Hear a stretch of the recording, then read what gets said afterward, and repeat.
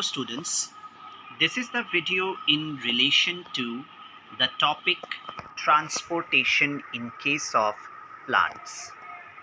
Now as we know that plants are not so complex as compared to animals as because they are sedentary in existence. They do not move from their place and their energy requirement is also very less. Now, due to this, they do not possess any kind of transportation system. Rather, only vascular tissues are helpful for them to do the transportation. Now, there are two types of complex permanent tissues known as xylem and phloem who are responsible for undergoing the transportation process. Now, since they are present together, they are known as vascular bundles and also they are responsible for conduction purposes. Now, to begin with, transportation of water and minerals. Now, as we know, xylem tissue is the one which is responsible for transporting water and minerals from the soil to the different parts of the plant. Now, the movement is carried out only in upward direction, and as we know, there are two theories which are responsible for explaining the process. Now, the first theory is about the root pressure theory. Now, in this particular theory, the roots are going to apply the pressure in the upward direction so as to make the water and minerals to be pulled in the upward direction. Now, this is possible due to a concentration gradient between the roots and the soil.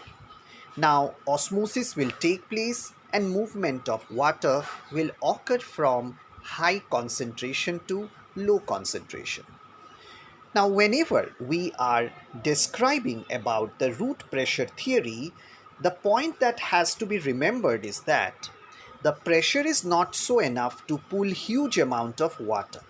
Thus, this particular theory is applicable only for short plants like herbs and shrubs.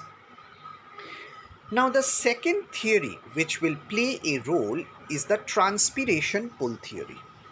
Now, as we know, transpiration is the process by which water is lost from the aerial parts of the plant through leaves or stems. Now, as transpiration takes place, it will remove excess water from the plants and it will also maintain the body temperature. Now, question comes, how will it result in absorption of water and its transportation?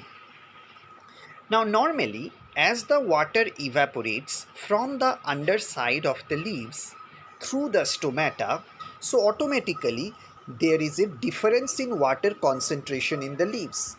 Now, as the water concentration decreases in the leaves, there will be an upward pull, that is a suction pressure will be applied through the xylem, by the help of which whatever amount of water has been lost, same amount of water is being once again pulled up from the roots through the xylem.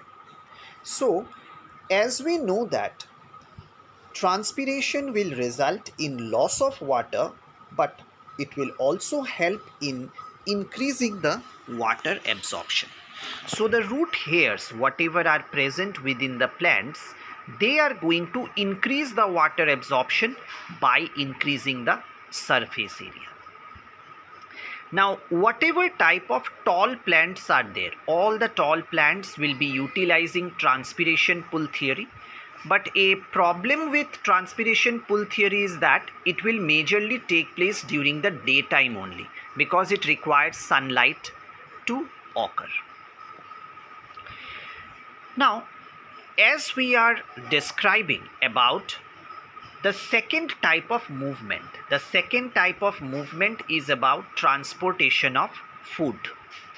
Now remember, food is being generally prepared in the leaves in the form of sucrose or glucose. Alongside, there are other important substances whatever are present like hormones are there, proteins are there, essential nutrients are there, which are being transported. So the complete transportation process that will make the movement from the source of origin to the other source of destination, that is called as translocation. And remember, translocation will occur with the help of phloem tissue only. Now this phloem tissue has an advantage. It can transport in upward, sideways as well as in downward direction also. Now for translocation to take place, once again the major process that is involved is osmosis, because all the materials that needs to be transported will be transported in soluble form only. It will be transported in soluble form, but there is an extra input of energy which is required that will push the materials from the source of origin to the source of destination. So as we come to an end of this particular topic, remember, both transportation of water and minerals as well as food is carried out by the help of the complex permanent tissues, which makes it pretty much simpler as compared to the human circulatory system. Thank you.